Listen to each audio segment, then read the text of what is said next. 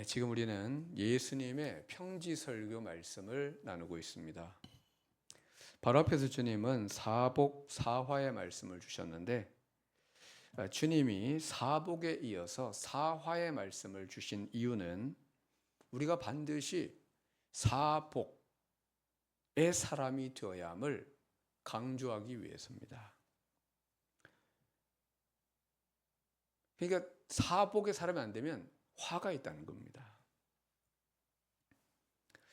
예수님을 구주로 믿는 우리는 사복, 더 나아가서 팔복의 사람이 되어야 하는데 이것이 우리를 부르신 하나님의 뜻이기 때문입니다. 그리고 오늘 말씀은 사랑에 대해, 특별히 원수 사랑에 대한 말씀입니다. 오늘 이 말씀을 읽으면서 여러분은 어떤 생각이 드셨습니까? 과연 이 말씀을 누가 지킬 수 있단 말인가? 이런 생각이 들었습니까? 그렇습니다. 이 말씀은 자연인은 절대로 지킬 수가 없습니다. 여기서 자연인이란 나는 자연이다. 자연 속에 사는 그런 사람이 아니고 엄마 뱃속에서 한 번 태어난 사람. 태어날 때 본성 그대로인 사람. 이게 자연인입니다. 예수님 믿기 전의 사람, 자연인입니다. 이 자연인은 절대로 이 말씀을 지킬 수 없고 주님도 자연인에게 이 말씀을 주신 게 아닙니다.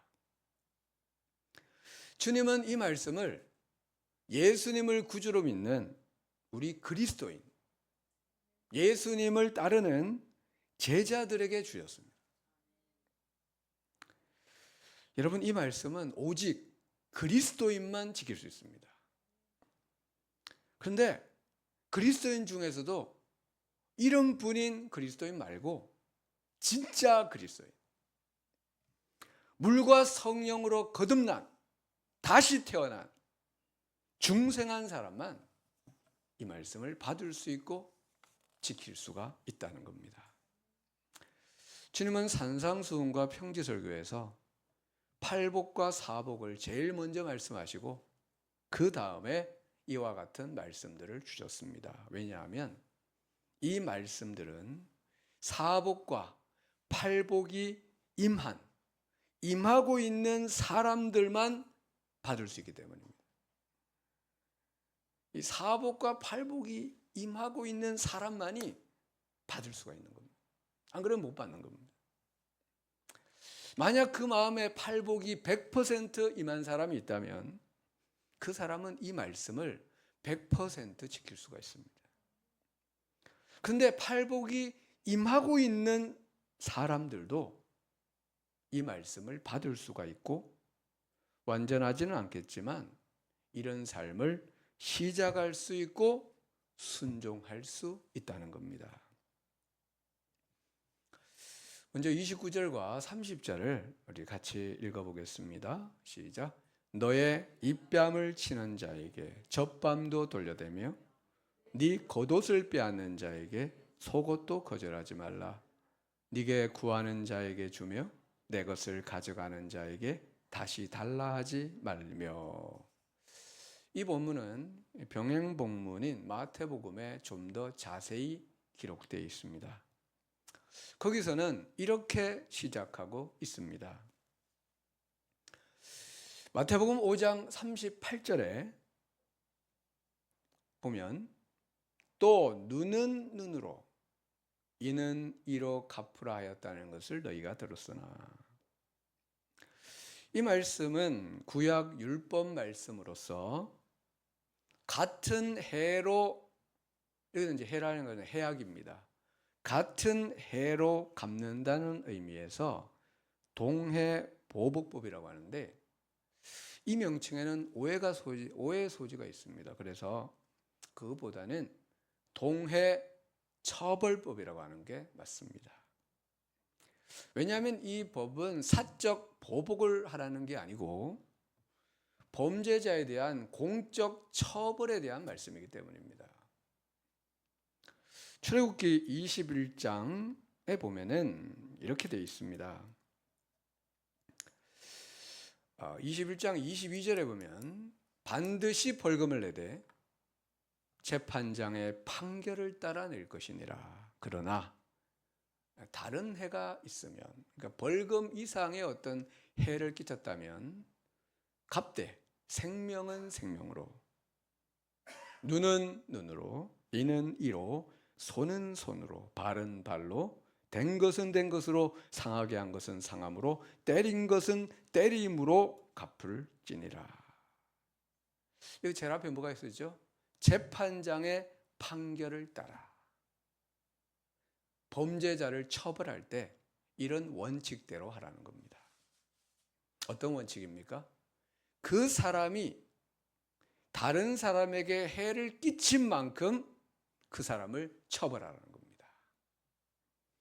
그가 사람을 죽였다면 어떻게 하라는 겁니까? 사형에 처하고, 남의 손 한쪽을 잘랐다면 그의 손도 자르라는 겁니다. 여러분, 공정합니까? 네, 공정합니다. 요즘 문제가 뭡니까?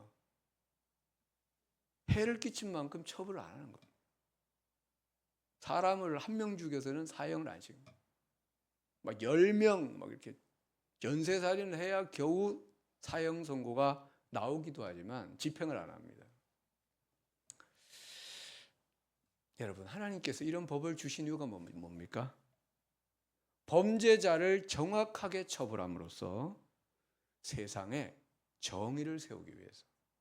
두 번째는 범죄를 방지하고 억제하여, 이 법이 시행되면 범죄가 억제가 됩니다.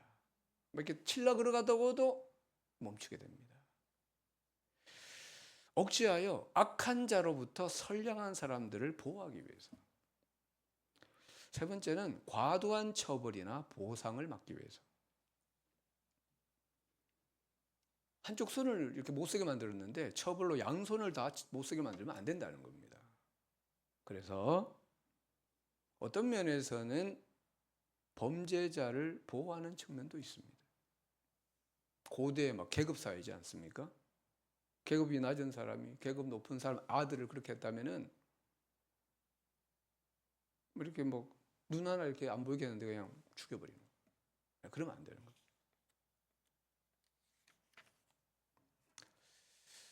근데 당시 바리새인들은 이 법을 곡해하여 하나님께서 개인적인 복수를 허가하신 것으로 그렇게 가르쳤습니다.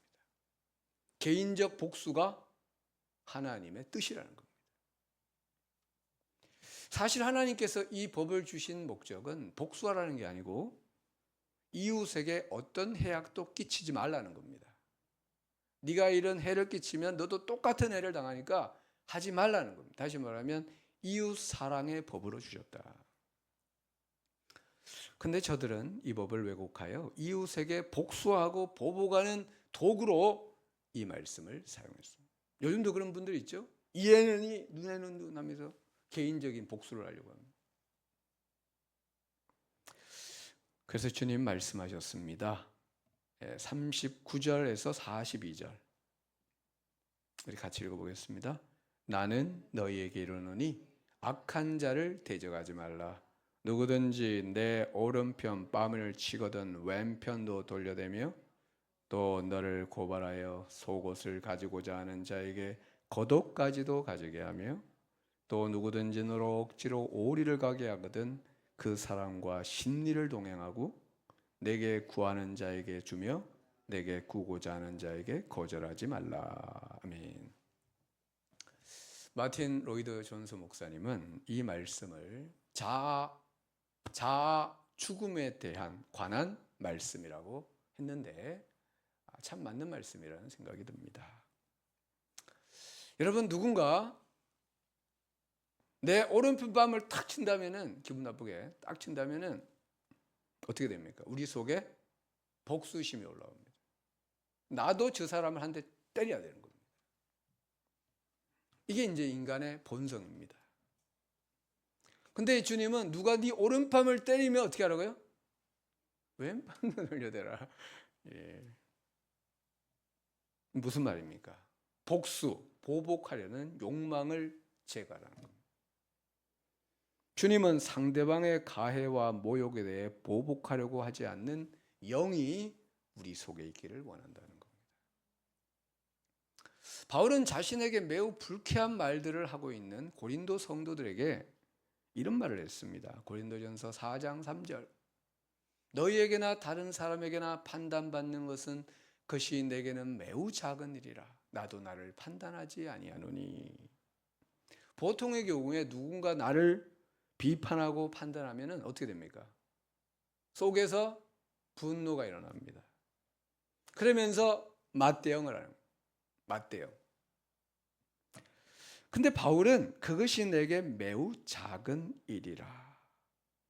그는 다른 사람의 비판과 모욕에 별 관심이 없다는 겁니다. 왜 그렇습니까? 그런 것에 관심을 주는 자아가 그리스도와 함께 죽었기 때문이라. 자아가 죽었기 때문에 남이 나를 비판해도 아주 작은 일로 여길 수 있었다는 겁니다. 바울은 자기를 비판하는 일을, 판단하는 일을 하나님께 임을 했습니다. 그래서 상처받을 수 없는 그런 상태에 들어왔다. 그러니까 누가 뭐라고 해도 상처를 안 받는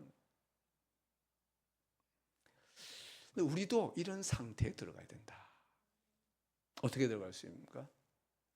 자아의 죽음으로 들어갈 수가 있다. 내가 죽으면 들어가. 또 주님은 너를 고발하여 속옷을 가지고 하는 자에게 겉옷까지도 가지게 하라.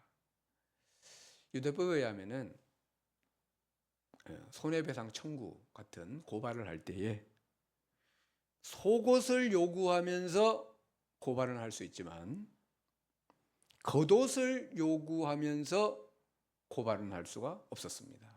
왜냐하면은 이 겉옷이라는 것은 그때 당시 사람들이 밤에 입고 자는 이불과 같았기 때문에, 그러니까 이게 없으면은 추워가지고 잠을 못 자는 겁니다. 생존 필수품. 그래서 이 겉옷이라고 하는 것은 어떤 경우에도 자기가 지킬 수 있는 권리가 모든 사람에게 있었습니다. 어떤 경우에도 이 겉옷만큼은 손해배상 청구해서 가져갈 수가 없었습니다. 그런데 주님은 그 겉옷까지도 주라는 겁니다. 가지게 하라. 이게 뭡니까? 자기 권리. 요즘 우리 나라 사람은 권리 중요하잖아요. 권리를 찾아 먹어야 된다. 권리 주장을 많이 하는데 자기 권리를 주장하는 이 자아를 부정하라는 겁니다. 여기서 주님이 하시고자 하는 말씀이 뭡니까? 우리가 이런 식으로 행동하라는 것입니까? 그것도 맞지만 더 중요한 것은 우리가 이런 행동을 할 수 있는 사람인가? 우리가 이런 행동을 할 수 있는 사람인가라는 겁니다. 누가 이런 행동을 할 수 있습니까? 자아와 자기 이익에 대해 무관심한 사람. 다시 말하면 내 자아가 그리스도와 함께 십자가에 못 박혀 죽은 사람이 가능하다는 것입니다. 기도의 사람 조지 뮬러, 5만 번 기도 응답을 받았다는 조지 뮬러가 이런 말을 했습니다. 화면에 보면 언젠가 제가 죽은 날이 있었습니다. 조지 뮬러와 그의 의견과 그가 좋아하는 것들과 취미 및 그의 의지에 대해 철저히 죽은 날이 있었습니다. 세상과 세상의 칭찬과 비난에 대해 죽고 나의 형제와 친구의 칭찬이나 꾸지람에 대해 죽은 날이 있었습니다. 그때 이후로 저는 하나님께 인정받기 위해 골몰해 왔습니다. 사람들이 누가 나를 지금 칭찬해야 되는데 아무도 칭찬 안 하면 기분 나쁩니다. 또 비판하고 꾸지르면은 맞는 말인데 기분이 나쁩니다. 이런 거에 대해서 완전히 죽은 날이 있었다는 거. 조지 뮬러가. 그때 이후로는 하나님께 인정받기 위해 골몰했다. 여러분, 우리에게도 이런 날이 있어야 되겠습니다. 우리가 이 세상 떠나기 전에 이런 날이 진짜 있다면은 얼마나 복된 날입니까? 그런 날이 있어야 된다. 바로 내 자아가 죽는 날입니다. 내 자아가 죽는 날. 삶의 온갖 문제거리와 고통은 사실은 자아에 대한 관심에서부터 나옵니다. 내 자아에 대한 관심에서부터 모든 문제거리가 나오게 됩니다. 모든 것의 열쇠는 우리가 나 자신에 대해 죽어야 한다는 것에 있다는 것이죠. 그리고 우리의 관심이 하나님께 인정받는 것으로 옮겨지는 데 있다는 것입니다.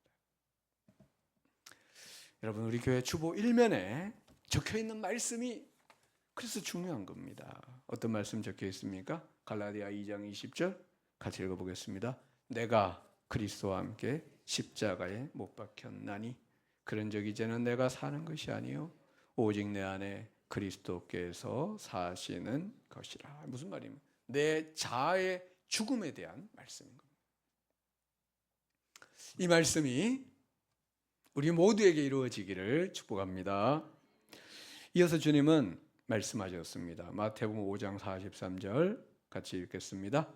또 내 이웃을 사랑하고 내 원수를 미워하라 하였다는 것을 너희가 들었으나. 이거 누가 한 말입니까? 하나님이 했습니까? 아닙니다. 바리새인들이 했습니다. 네 이웃은 사랑하고 네 원수는 미워하라. 어떤 너무나 상식적인 말입니다. 다 그렇게 하는 겁니다. 근데 주님은 다른 말씀하셨습니다. 44절 나는 너희에게 이르노니 너희 원수를 사랑하며 너희를 박해하는 자를 위하여 기도하라. 여러분, 구약율법에 네 이웃을 사랑하는 말씀은 있습니다. 그런데 네 원수를 미워하라는 말씀이 있을까요? 없습니다. 원래 계명은 이렇습니다. 레위기 19장 18절 원수를 갚지 말며, 이 구약 말씀입니다. 원수에게 복수하지 말라는 겁니다. 동포를 원망하지 말며 네 이웃 사랑하기를 너 자신과 같이 하라. 나는 여호와니라. 또 구약의 잠언 25장 21절 네 원수가 배고파하거든 음식을 먹이고 목말라 하거든 물을 마시게 하라. 뭡니까? 원수를 사랑하고 선대하라는 겁니다. 그런데 바리새인들은 이거를 왜곡하여서 네 이웃은 사랑하고 네 원수는 미워하고. 그러니까 중요한 게 보면 누가 내 원수고 누가 내 이웃인가, 이게 중요하지 않습니까? 막 그거를 이제 구분하기 바빴던 것입니다. 이건 하나님의 뜻이 아니고 하나님의 뜻은 이겁니다. 누가복음 6장 27절 28절 같이 읽겠습니다. 그러나 너희 듣는 자에게 내가 이르노니 너희 원수를 사랑하며 너희를 미워하는 자를 선대하며 너희를 저주하는 자를 위하여 축복하며 너희를 모욕하는 자를 위하여 기도하라. 아멘. 여기 나오는 동사들이 전부 현재 시제로 되어 있습니다. 지금 너희를 미워하고 저주하는 자를 지금 축복하고 지금 너를 모욕하는 자를 위해 지금 기도하라. 여러분, 우리가 과거에 이런 일을 당했는데, 과거에 이런 일 당한 적 있습니까?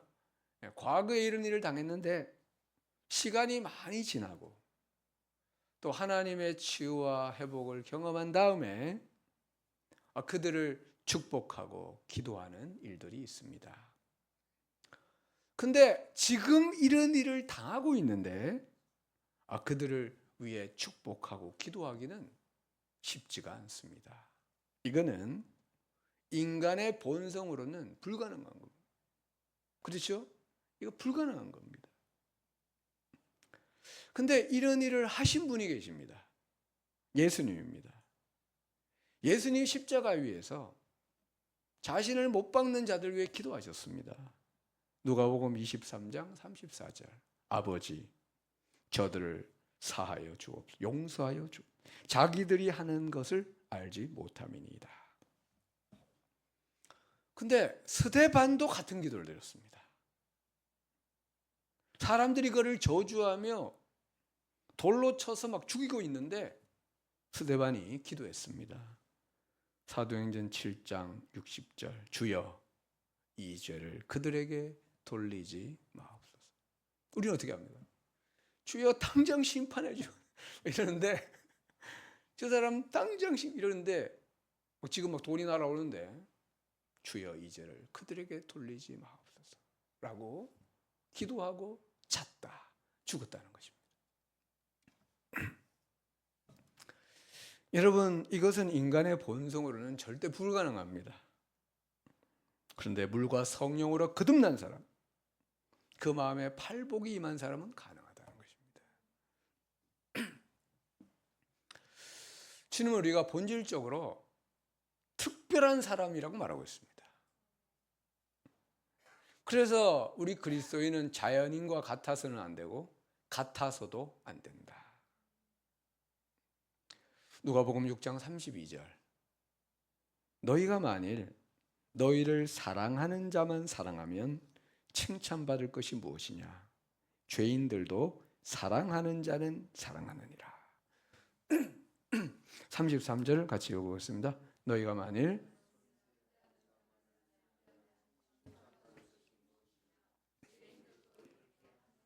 아멘. 맞습니다. 예수 믿지 않는 자연인들도 자기를 사랑하는 자는 사랑하고 자기에게 잘해주는 사람에게 잘해주는 겁니다. 그렇죠? 심지어 개와 고양이도 자기에게 잘해주는 사람한테 잘하는 겁니다. 얼마나 잘하는, 개들이 얼마나 잘하는지 몰라요. 자기 생명받치 잘합니다. 근데 우리 기독교인의 수준이 이 정도면 안 된다는 겁니다. 여기서 더 나가야 된다. 너희는 원수를 사랑하고 너희를 미워하는 자를 선대하며 너희를 저주하는 자를 위하여 축복하고 너희를 모욕하는 자를 위해 기도하는 데까지 나가야 된다. 왜? 너희는 특별하기 때문에. 여러분, 우리가 왜 이렇게 할 수 있느냐? 두 가지 이유가 있습니다. 첫째는 우리가 하나님의 특별한 사랑을 받았고 그 사랑을 받고 있기 때문이라는 겁니다. 하나님의 사랑은 어떤 사랑입니까? 원수를 사랑하는 사랑입니다. 여러분, 누가 하나님의 원수였습니까? 우리가 하나님의 원수였습니다. 우리가 원수였습니다. 로마서 5장 8절. 우리가 아직 죄인 되었을 때에 그리스도께서 우리를 위하여 죽으심으로 하나님께서 우리에 대한 자기의 사랑을 확정하셨느니라. 10절. 곧 우리가 원수 되었을 때에 그의 아들의 죽으심으로 말미암아 하나님과 화목하게 되었은즉. 우리가 원수 되었을 때 하나님은 자기 독생자를 우리에게 주심으로 우리를 사랑하셨습니다. 우리는 이런 사랑을 받았기 때문에 우리도 이런 사랑을 할 수 있고 해야 한다는 것이죠. 여러분, 이 세상에는 기독교인이 아니면서도 매우 도덕적이고 대단히 윤리적인 사람들이 있습니다. 대단히 도덕적이고 윤리적인 사람들이 있습니다.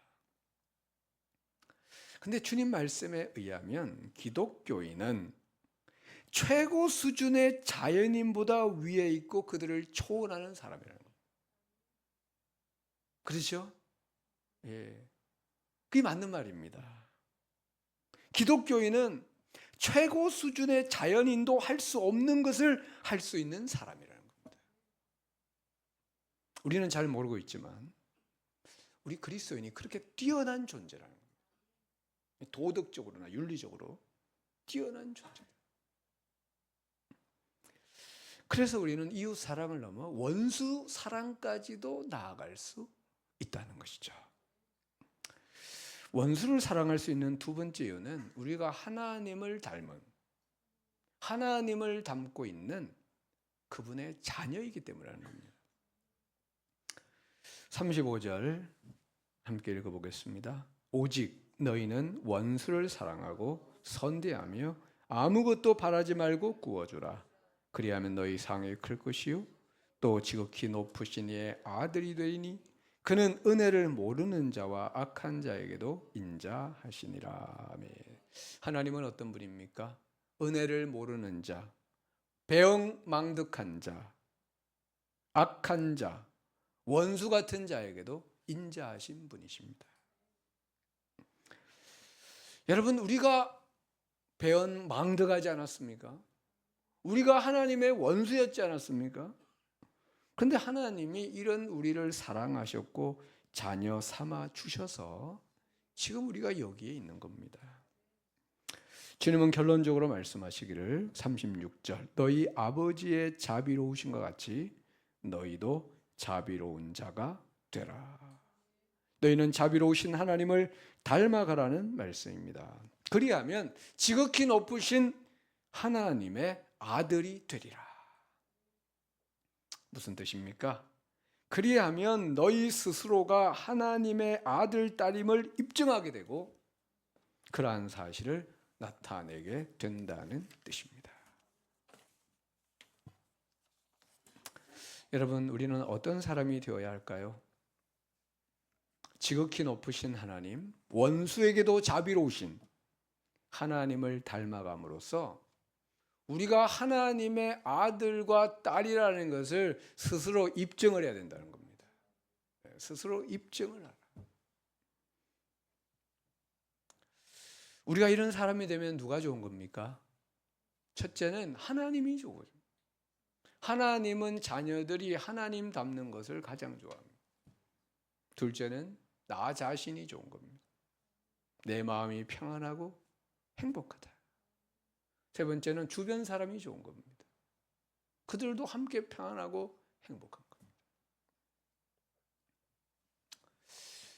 지성과 영성의 만남이라는 책이 있는데 그 내용 중에 가족과 부모에 대한 글이 있습니다. 저도 부모입니다. 여러분 중에도 부모가 많이 있습니다. 이런 글입니다. 부모에게 가장 큰 문제는 나이가 들어가면서 어른이 되지 않는다는 것입니다. 나이는 들어가는데 나이 먹은 노인으로만 바뀌는 것입니다. 사람에 대한 호칭은 나이에 따라 달라집니다. 막 태어난 영아에서 유아, 청소년, 청년, 장년으로 넘어가는데 그 다음에 갈림길로 들어섭니다. 노인이 되는 길이 있고 어른이 되는 길이 있습니다. 어른이 되느냐 노인이 되느냐 그 분기점은 내가 나를 더 생각하느냐 상대를 더 생각하느냐 여기서 갈라집니다. 나이가 들어갈수록 부모가 노인이 되면 가족들은 괴로워집니다. 반대로 어른이 된다는 것은 남을 위하는 마음을 키워가는 것입니다. 20대에는 이해하지 못한 것을 30대에는 이해하고 30대에는 이해하지 못한 것을 50대, 60대에는 이해하고 품게 되는 것입니다.